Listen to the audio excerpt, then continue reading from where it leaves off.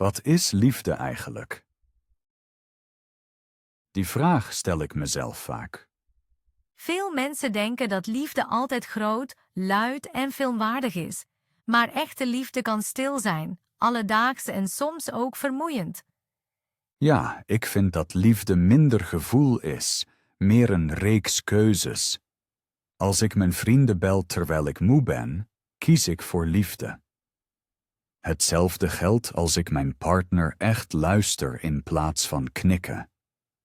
Ik ben het ermee eens. Voor mij zit liefde vaak in kleine momenten. Bijvoorbeeld koffie in de ochtend van je partner. Of een warm woord als de dag zwaar was. Precies. Veel mensen zoeken het perfecte gevoel en missen echte kansen. Ja, dat herken ik. Toen ik naar Utrecht verhuisde, wachtte ik op dat enorme vuurwerk van liefde. Maar de relatie die bleef, groeide langzaam dag na dag. Onze luisteraars hebben misschien soortgelijke verhalen. Schrijf ons daar gerust over. Ik denk dat liefde ons ook veel over onszelf laat zien. Klopt. Als ik iemand lief heb, zie ik mijn grenzen en angsten duidelijker. En we leren geduldig, moedig of eerlijk te zijn.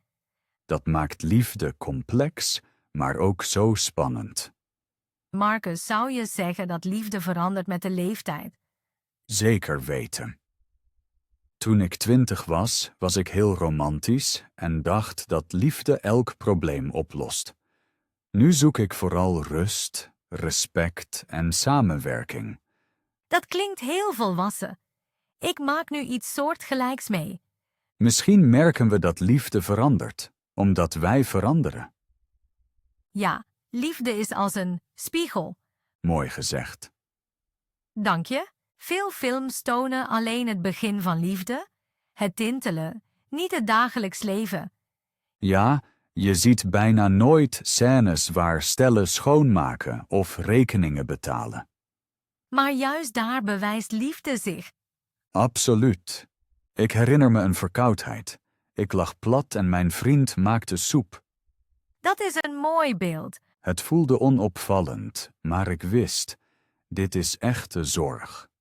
Liefde hoeft niet luid te zijn, ze mag ook fluisteren. Toch is er natuurlijk ook vuur en passie. Zeker, en beide kunnen naast elkaar bestaan. Onze luisteraars vragen zich misschien af hoe ze echte liefde herkennen. Goede vraag. Voor mij is een teken dat ik mezelf kan zijn, zonder masker. Ik voeg toe, je voelt je veilig, zelfs als je ruzie maakt. Oh ja, conflicten horen erbij. Belangrijk is dat respect blijft. Anders wordt liefde snel macht of angst. Dat willen we niet.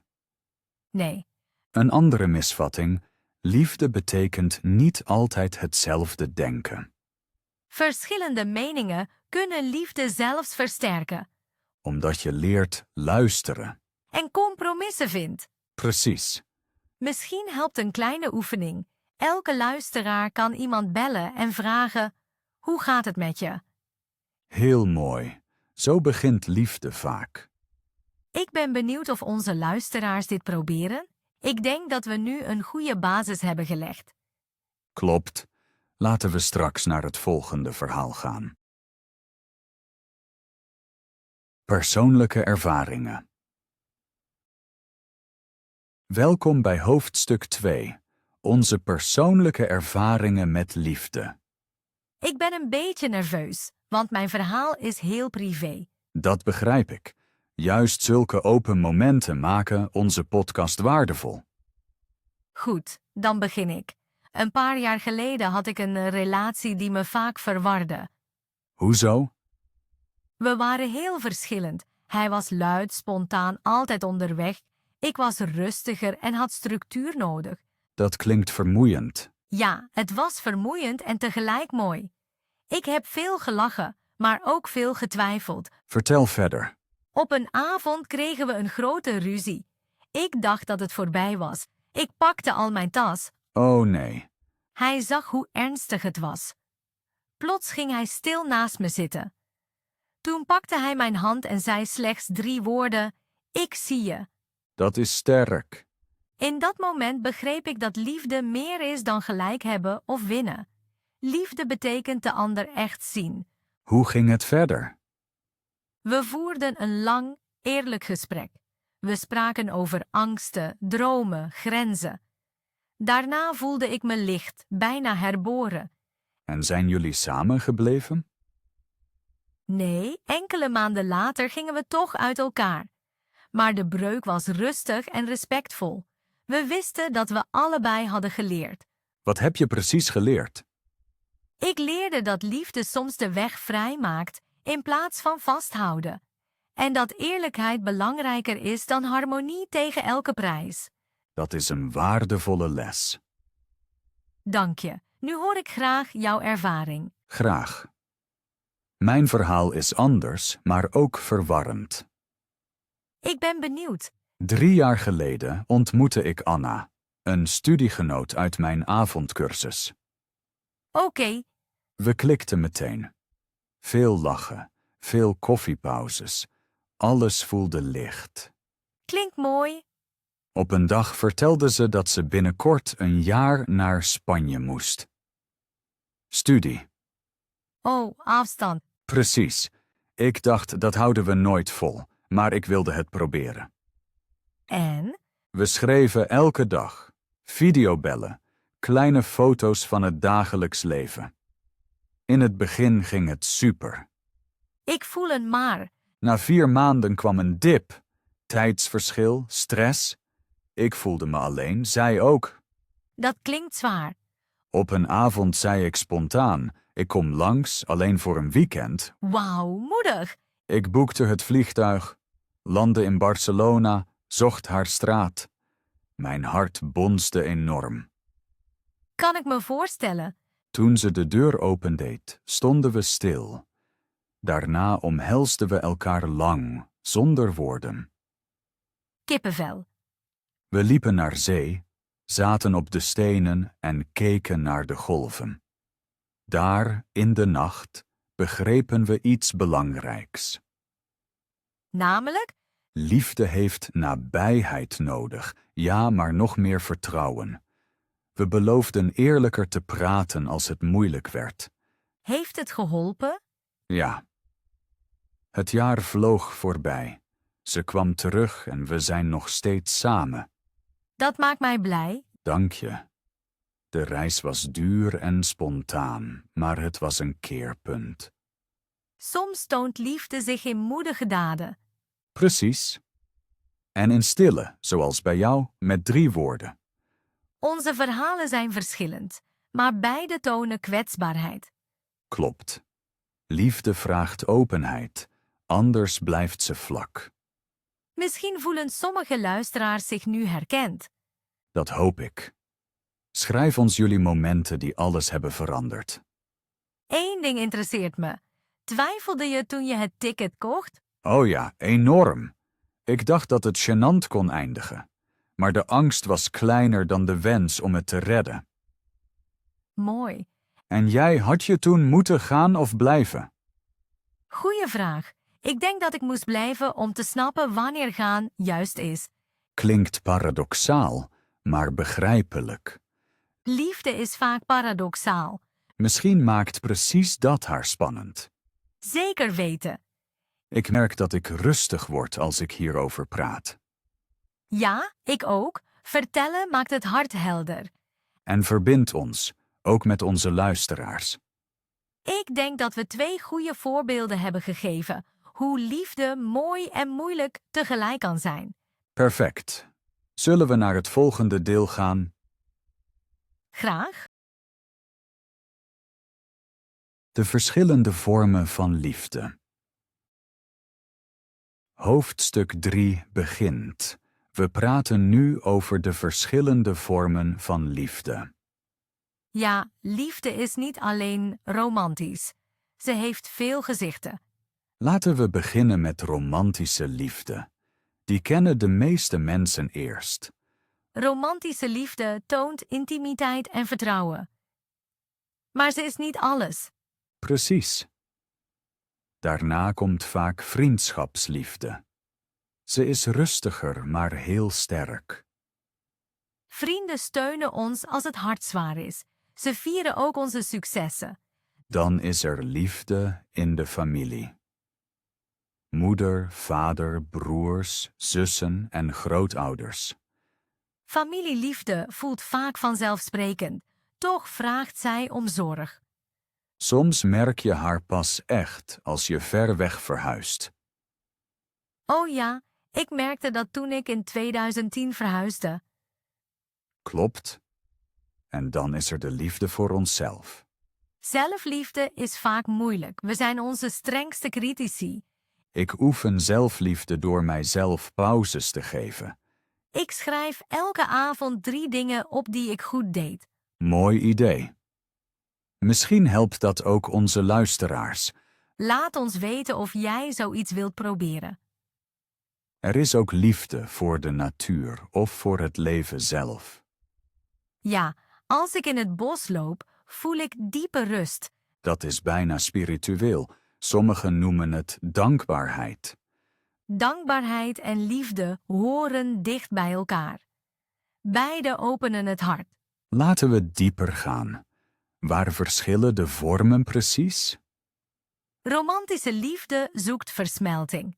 Vriendschap zoekt evenwicht. Zelfliefde zoekt innerlijke rust. Familieliefde geeft oorsprong.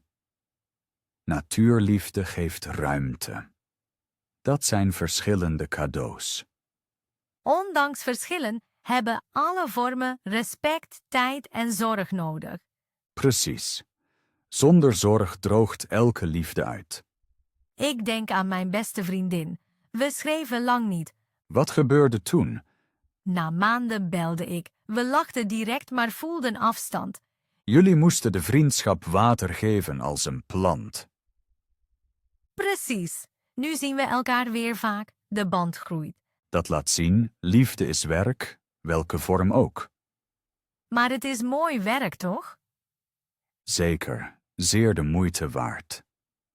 Hoe verzorg jij je familieliefde, Marcus? Ik bel mijn moeder elke zondag.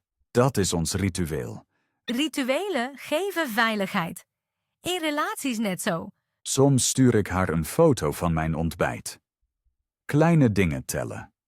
Ik stuur mijn zus korte spraakberichten met grappen. Humor is ook een vorm van liefde. Klopt. Lachen verbindt meteen. Hoe zit het met liefde voor je eigen lichaam? Belangrijk. Veel mensen worstelen met de spiegel. Ik doe yoga, dat helpt. Ik ga zwemmen. Het water kalmeert en versterkt mij. Onze luisteraars kunnen een kleine opdracht doen. Zeg vandaag iets liefs tegen jezelf. Ja, hardop of zacht, dat maakt niet uit.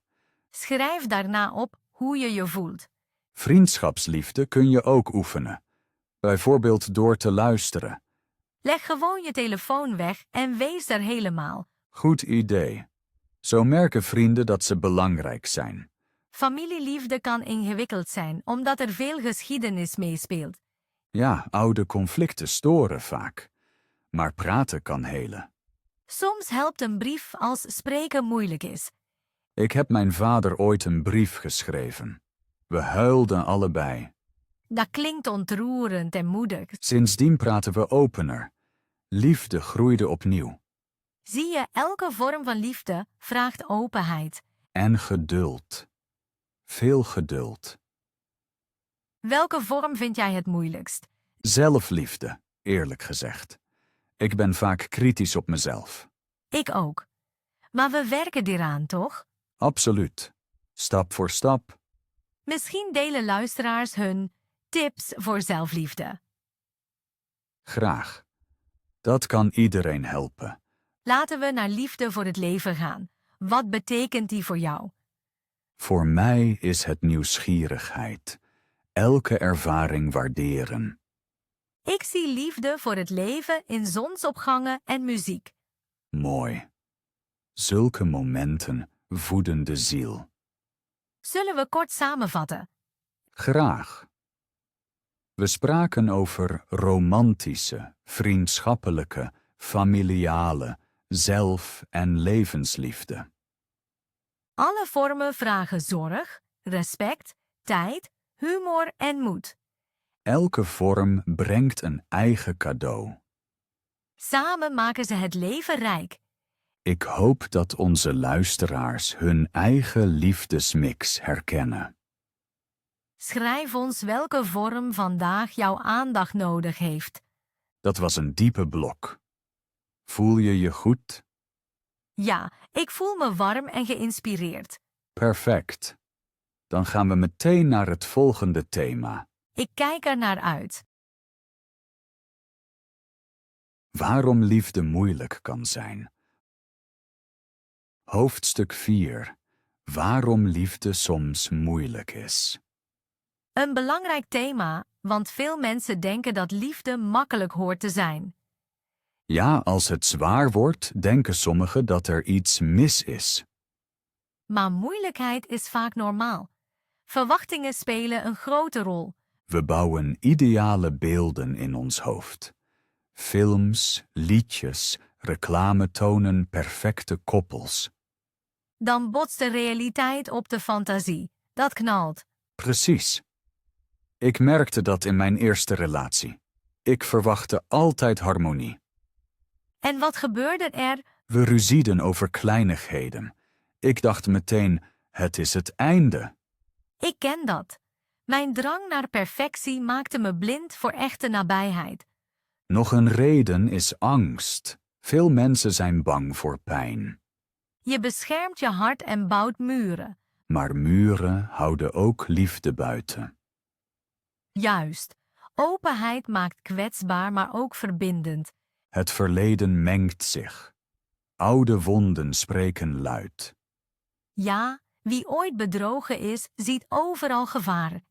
Er is moed nodig om nieuw vertrouwen te geven. Zelfwaarde telt ook mee. Wie zichzelf niet mag, zoekt steeds bevestiging. Dat kan de partner overbelasten. Een vicieuze cirkel ontstaat. Onzekerheid brengt controle. Controle breekt vertrouwen.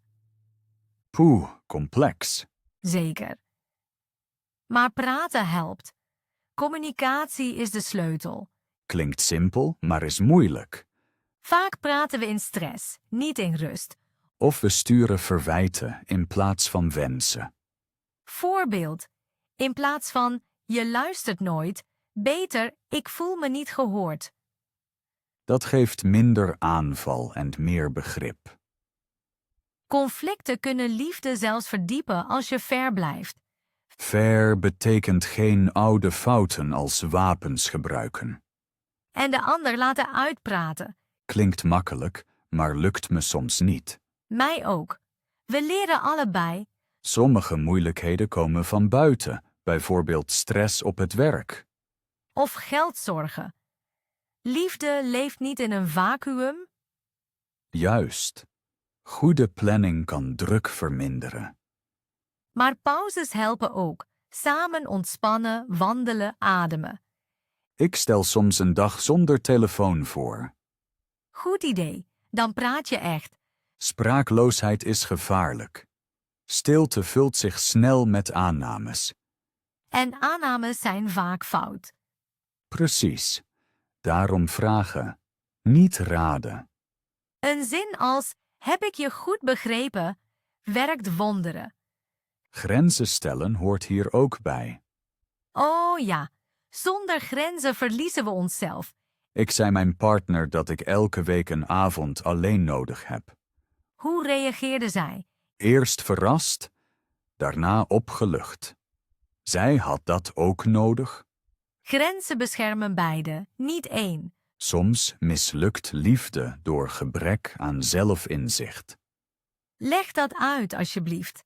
Als ik mijn eigen behoeften niet ken, kan ik ze niet delen. Dan moet de partner steeds raden. Precies. Een dagboek kan helpen om helderheid te krijgen. Of gesprekken met vrienden om patronen te zien. Nog een punt. Tijd. Liefde groeit langzaam. Maar we leven in een onmiddellijke cultuur. Geduld wordt zelden gevierd, terwijl het nodig is. Ik vergelijk liefde graag met een boom.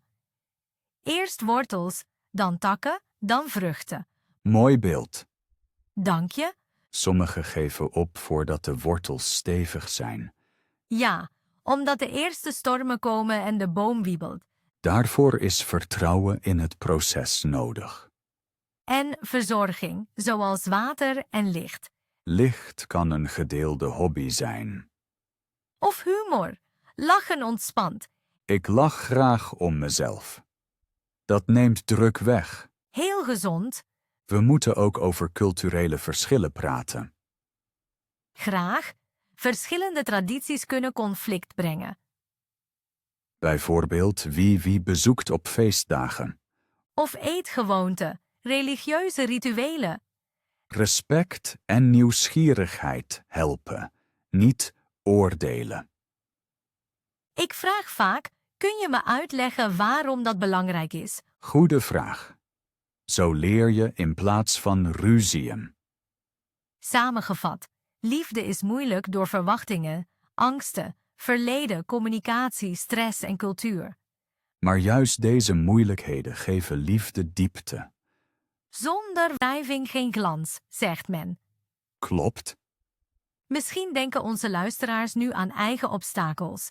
We nodigen jullie uit 1 obstakel op te schrijven en een kleine volgende stap te plannen.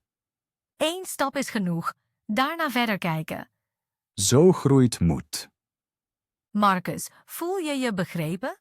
Ja, jouw luisteren maakt het onderwerp lichter.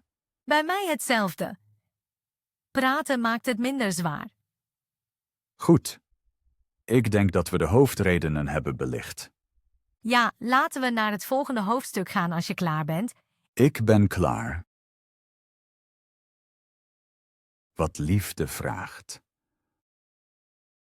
Hoofdstuk 5 begint. We vragen. Wat vraagt liefde eigenlijk? Liefde klinkt romantisch, maar ze is ook werk en plicht. Werk klinkt zwaar, maar werk kan plezier brengen. Precies. Laten we beginnen met geduld. Zonder geduld groeit niets.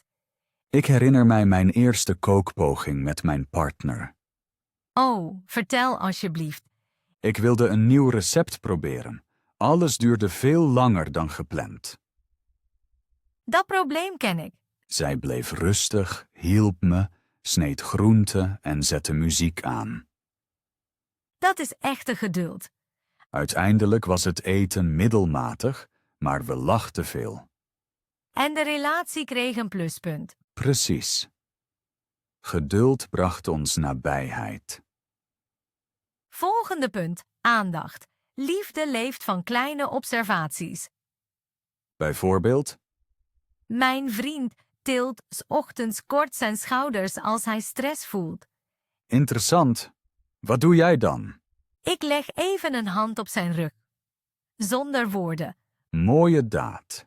Aandacht betekent zien zonder te beoordelen. Klopt. Dan voelt de ander zich gezien. En luisteren? Zonder luisteren geen liefde. Ja, actief luisteren is oogcontact, doorvragen, niet meteen antwoorden. Veel mensen bedenken al het antwoord terwijl de ander spreekt. Dat doe ik soms ook.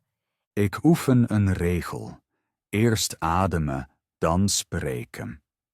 Goede regel. Adem geeft ruimte. Liefde vraagt ook aanwezigheid, lichamelijk en mentaal.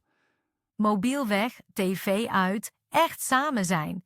Wij hebben 1 avond per week zonder schermen. Wat doen jullie dan? Koken, spelen, praten, soms samen zwijgen. Zwijgen kan heel intiem zijn. Ja, als stilte niet gênant is, voel je verbinding. Liefde vraagt ook moed om lastige thema's te bespreken. Bijvoorbeeld geld, toekomst, gezondheid. Ik schoof geldzaken lang weg.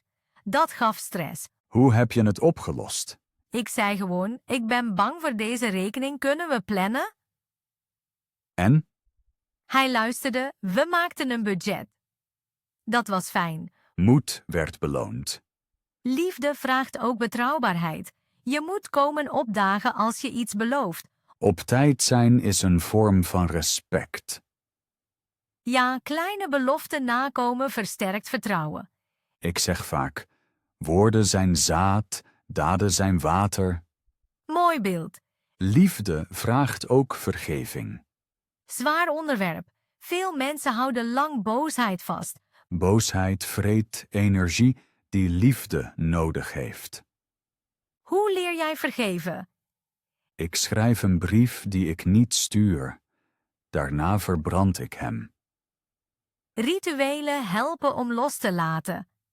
Precies. Daarna adem ik dieper. Liefde vraagt ook vieren van verschillen, niet bestrijden. Mijn partner houdt van jazz, ik van rock. We wisselen de muziek. Zo ontdek je iets nieuws en voel je respect. Nog een punt. Elkaar steunen bij groei. Wat bedoel je precies? Ik moedig haar aan als ze Nederlands oefent. Zij moedigt mij aan bij joggen. Dus samen groeien, niet remmen. Ja, liefde is een teamproject. Daar hoort ook vieren van successen bij. We doen een kleine dans als iemand een doel haalt. Dansen verbindt lichaam en vreugde. Liefde vraagt duidelijkheid over grenzen, dat zeiden we al. Ja, maar grenzen zijn geen muren, ze zijn deuren met een bel. Mooi gezegd.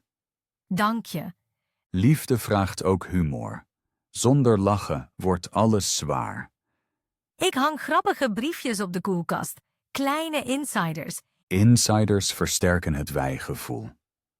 Precies. Liefde vraagt tenslotte tijd. Kwaliteit boven kwantiteit. Een kort, echt gesprek kan waardevoller zijn dan een lange, lege avond. Juist. Kies tijd bewust, niet zomaar erbij. Zullen we een lijst maken voor onze luisteraars? Goed idee. Liefde vraagt geduld, aandacht, luisteren, aanwezigheid, moed, betrouwbaarheid, vergeving, respect voor verschillen, steun, humor, tijd. Lang, maar haalbaar. Stap voor stap. Onze luisteraars kunnen vandaag 1 punt kiezen en oefenen. Welke kies jij vandaag? Ik neem vergeving. Ik bel een oude vriendin. Ik kies humor. Ik schrijf een mop op mijn whiteboard. Perfect. Marcus, nog iets toevoegen? Alleen dit. Liefde vraagt ook zelfzorg, anders brand je op. Klopt. Wie zichzelf voedt, kan beter geven. Mooi gezegd. Dan is dit hoofdstuk rond. Ja, gaan we door naar onze volgende halte. Ik ben er klaar voor. Hoe liefde ons verandert. Hoofdstuk 6 is er. We vragen vandaag, hoe verandert liefde ons? Een groot thema. Verandering klinkt soms eng, maar is vaak mooi. Precies. Ik heb gemerkt dat liefde mij geduldiger heeft gemaakt. Wil je dat uitleggen? Vroeger wilde ik alles direct. In mijn relatie leerde ik wachten. Bij samen koken wilde ik starten. Zij eerst het recept lezen. Ik oefende rust. Nu zie ik die geduld ook in het verkeer of op het gemeentehuis. Dat klinkt als een diepe verandering. Bij mij verminderde liefde mijn angst voor nabijheid. Als jonge vrouw vreesde ik dat iemand mijn zwakte zou zien. Een lange vriendschap liet mij merken dat openheid acceptatie brengt. Nu vraag ik sneller om hulp. Sterk. Liefde toont kansen die we alleen niet zien. Mijn partner zei ooit dat zij mijn creativiteit bewondert. Ik zag mijzelf nooit creatief. Haar blik opende een deur. Ik begon te tekenen, eerst stiekem, later trots. Nu hangt een schets boven onze bank. Mooi voorbeeld. Liefde versterkt ook zelfvertrouwen. Dat merkte ik bij het leren van Duits. Mijn vriend prees elke kleine stap. Zijn vreugde maakte mij dapper om fouten te riskeren. Zonder die steun was ik misschien gestopt. Liefde kan ook hard zijn en toch goed. Mijn eerste relatie eindigde pijnlijk. Die pijn liet mij mijn afhankelijkheid van bevestiging zien. Ik leerde mijn eigen waarde voelen. Nu ben ik vrijer, omdat ik minder verwacht van de ander. Ja, liefde spiegelt ons. Soms bevalt het spiegelbeeld niet, maar het helpt om te groeien. Voorbeeld: ik reageerde vaak defensief op kritiek. Mijn partner zei rustig dat hij zich dan niet gehoord voelt. Eerst was ik gekwetst, daarna dankbaar. Nu zie ik kritiek als kans. Dat herinnert mij aan een gesprek met een vriend. Hij zei, liefde maakt van een ik en een jij een wij, maar alleen als beide ikken gezond blijven. Die balans leren we steeds opnieuw. Mooi gezegd. 1 wij zonder 2 sterke ikken is wankel. Liefde nodigt ons uit om apart te groeien, zodat het wij stevig blijft. Juist. Verandering zie je ook in het dagelijks leven. Vroeger was ik chaotisch. Door samenwonen leerde ik orde, niet omdat het moest, maar omdat haar comfort telde. Nu geniet ik zelf van een opgeruimd bureau. Herkenbaar. Liefde kan waarde verschuiven. Ik was carrièregericht. Alles draaide om werk. Relaties lieten mij zien hoe waardevol vrije tijd is. Nu plan ik bewust rustdagen om tijd te delen met mensen. Soms merken we verandering pas laat. Gisteren belde ik een oude vriend. Hij zei dat ik rustiger klink dan vroeger. Dat komt denk ik door meer innerlijke vrede die liefde schenkt. Mooi! Liefde vergroot ook moed. Vorig jaar boekte ik een soloreis, omdat mijn partner mij vertrouwde en steunde. Vroeger durfde ik dat niet. De reis liet nieuwe kanten van mij zien. Liefde kan grenzen verbreken. Bijvoorbeeld talen leren voor de familie van je partner. Dat ken jij toch? Ja, zijn familie spreekt Spaans. Ik leerde basiswoorden om hen te begroeten. Toen ik in het Spaans dankte, was dat magisch. Ik voelde me rijker omdat liefde mij naar een nieuwe cultuur bracht. Het valt me op. Liefde is als een trainer. Ze eist en stimuleert. Goed beeld. Een trainer ziet potentie en laat je zweten, maar juicht als je groeit. We moeten ook noemen dat liefde ons zachter maakt. Vroeger hield ik tranen in. Nu huil ik bij films zonder schaamte. Ik lach harder dan vroeger, omdat ik zeker ben dat mensen om mij heen dat waarderen. Vrijheid door liefde. Liefde toont ook angsten. Met een liefdevolle mens naast je lijken angsten kleiner, omdat je ze kunt delen. Delen halveert angst en verdubbelt vreugde, zegt men. Precies. Onze luisteraars kunnen nadenken, welke eigenschap heeft liefde bij jou versterkt of zachtjes veranderd? Misschien moed, kalmte of creativiteit? Schrijf ons, we zijn benieuwd. Nog 1 punt. Liefde verandert zichzelf.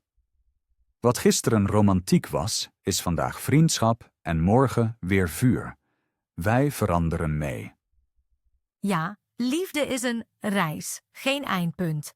Je stapt in en weet niet welke landschappen komen. Dat maakt het spannend. Mooi gezegd. Ik denk dat we hebben laten zien hoe liefde vormt, uitdaagt en verrijkt. Ik voel me geïnspireerd. En jij? Zeker. Laten we doorgaan naar het volgende hoofdstuk. Het geheim van de liefde. Welkom bij hoofdstuk 7. Vandaag praten we over het geheim van de liefde. Ja, over het deel dat we niet kunnen uitleggen. Hoewel we veel analyseren, blijft er wat magie over. Bijvoorbeeld dat plotselinge tintelen als je iemand ontmoet. Of een stille blik die alles zegt zonder woorden. Waarom gebeurt dat met die ene persoon en niet met 100 anderen? Geen idee. Timing, chemie, toeval? Misschien allemaal samen, maar het voelt groter dan logisch-circa. Ik zat in de trein. Een oudere vrouw pakte bij een schok mijn hand en ik voelde warmte. Mooi. Dat was liefde in de vorm van menselijkheid. Precies, ik zag haar nooit terug, maar het gevoel bleef. Sommigen noemen dat toeval, anderen lot. Wat denk jij? Ik denk dat het leven zulke momenten geeft, zodat we open blijven. Open voor het onverwachte. Ja, liefde kan ook verdwijnen zonder duidelijke reden. Dat doet pijn. Want we zoeken antwoorden. Maar soms zijn er geen antwoorden. Gevoelens veranderen stil. Leren dat accepteren is moeilijk. Maar nodig om verder te kunnen liefhebben. Er zijn ook vriendschappen die zonder veel contact blijven bestaan. Klopt. Na jaren stilte zorgt één telefoontje dat alles weer klopt. Ook dat is een geheim. Liefde groeit ook in stilte. Een vader die 's nachts zacht het dekbed van zijn kind rechtlegt. Geen applaus, maar diepe betekenis. Waarom raken zulke gebaren ons zo? Misschien omdat ze tonen dat we ertoe doen zonder het te bewijzen. Ik heb een klein ritueel. Ik glimlach naar onbekenden in de stad. Sommigen glimlachen terug. Ik doe dat ook bij de kassa in de supermarkt.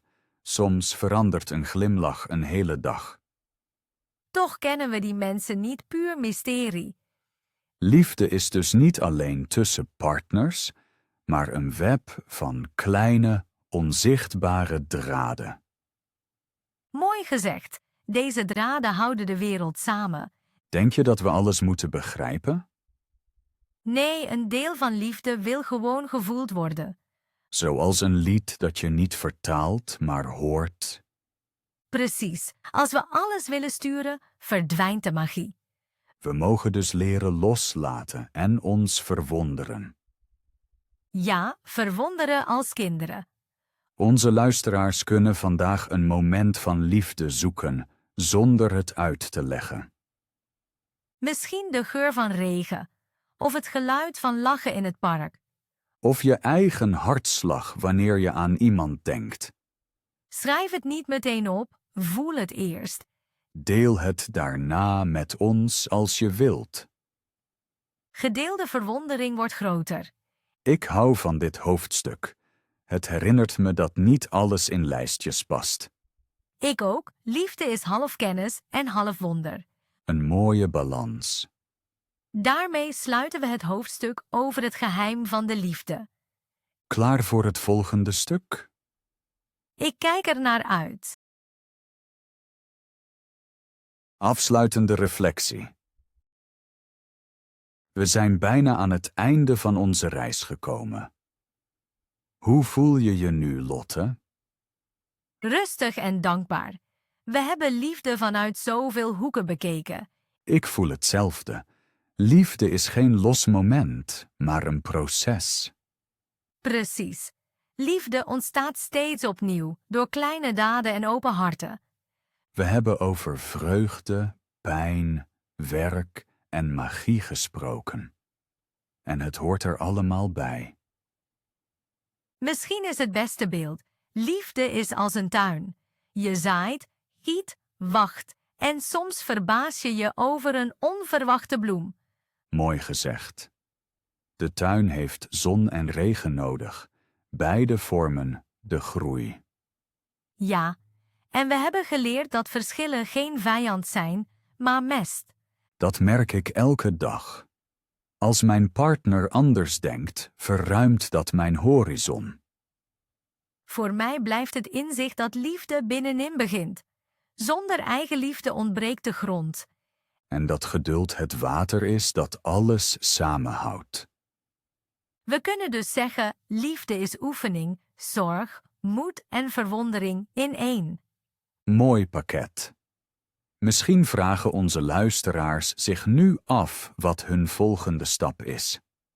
Ik zou zeggen, kies vandaag een kleine handeling die liefde toont. Een belletje, een glimlach, een eerlijk dankjewel. Klinkt simpel, maar werkt krachtig. Liefde groeit in details. En vergeet niet jezelf ook wat liefde te geven. Zeker. Een pauze, een wandeling, een diepe ademhaling. Marcus, ik vind dat we een mooie gemene deler hebben gevonden. Ja, liefde is levend, beweeglijk en voor iedereen beschikbaar als we haar voeden. Ik denk dat dit een goed slotwoord is voor het inhoudelijke deel. Klopt. Zal ik alles meteen samenvatten? Samenvatting en afscheid. Goed, dan vat ik onze reis kort samen. We vroegen eerst wat liefde betekent. We zagen dat liefde vaak stil is en keuzes vraagt. Daarna kwamen onze persoonlijke verhalen. Ze toonden kwetsbaarheid en moed. Daarna spraken we over veel vormen van liefde. Romantisch, vriendschappelijk, familie, zelfliefde en liefde voor het leven. We legden uit waarom liefde soms zwaar is. Verwachtingen, angst en oude wonden spelen mee. In deel 5 noemden we wat liefde vraagt. Geduld, aandacht, luisteren, moed, humor en tijd. Hoofdstuk 6 liet zien hoe liefde ons verandert. Ze maakt ons geduldiger, moediger en zachter. Hoofdstuk 7 ging over het geheim. Liefde blijft deels onverklaarbaar en dat is mooi. Hoofdstuk 8 herinnerde ons dat liefde een tuin is. Je zaait, verzorgt en verwondert je over nieuwe bloemen. Dat is de rode draad. Liefde is werk en wonder tegelijk. Dank je, Marcus. Jouw samenvatting is duidelijk en warm. Ik denk dat onze luisteraars nu een goed beeld hebben. Dan komen we bij het afscheid. Het was een plezier om met je te praten. Voor mij ook. Elke aflevering met jou voelt eerlijk en licht. Lieve luisteraars, dank dat jullie tot hier zijn gebleven. Ja, jullie tijd is waardevol en wij waarderen die zeer. We hopen dat jullie een klein idee meenemen voor elke dag. Misschien bel je vandaag iemand of geef je jezelf rust. Als je gedachten wilt delen, schrijf ons gerust. We lezen alles en leren ook van jullie. Voor mij was deze aflevering bijzonder. Het thema liefde raakt iedereen. Mij raakte het om weer over kleine gebaren na te denken. Blijf open, moedig en geduldig. En vergeet niet te verwonderen als liefde zacht aanklopt. Dan zeggen we dag en tot de volgende aflevering. Dag, zorg goed voor jezelf.